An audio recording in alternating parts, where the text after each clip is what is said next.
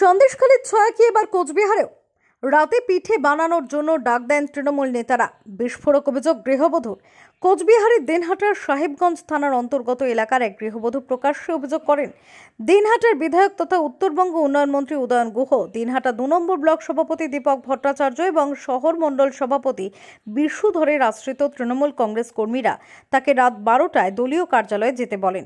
তিনি অস্বীকার করলে মঙ্গলবার সন্ধ্যা 8টা নাগাদ পুলিশ সহ তৃণমূল কংগ্রেস কর্মীরা তার বাড়িতে চড়াও হয় এবং ভাঙচুর চালায়। এই ঘটনায় সাহেবগঞ্জ থানায় লিখিতভাবে অভিযোগ দায়ের করেছেন গৃহবধূ। উদয়ঙ্গ, বিশুধর, দীপক ভট্টাচার্য ওদের গুন্ডে বাহিনী আমাকে রাত্রি 12টার সময় পিঠে বানাইতে ডাকে পার্টি অফিসে। আমি রাজি হইনি। আমি বলি কি যে রাত্রি 12টায় কেউ যাবে পিঠে বানাইতে? আমাদের কি নারী বলতে কোনো সম্মান নাই? ওরা কিছুতেই মানতো না। আমার সঙ্গে মাঝে মাঝে আসিয়া অত্যাচার করতো। তা আমি হাত জোর করে বলি যে আমাকে কি বাঁচতে দেবেন না? ওরা কিছুতেই মানে না। কালকে রাত্রিবেলা বিকেল 4টার সময় আসে বলছে যে পঞ্চায়েত আর ভূসভাপতি যে কালকে যাওয়া লাগবে। আমি কই না, আমি যাব না। আমার তো একটা সম্মান বলতে জিনিস আছে। আমি হাত জোর করে অনেকবার নিয়তি করছি, কিছুতেই ওরা মানতো না। আমাকে তবু জোর জুলুম করতো। তারপরে আমি রাজি হই নাই।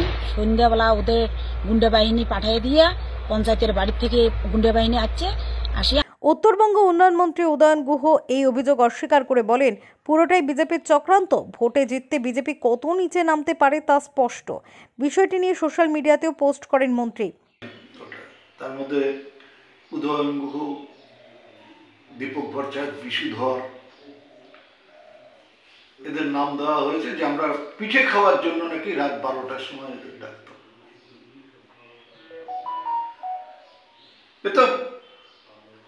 পিঠে খায়নি,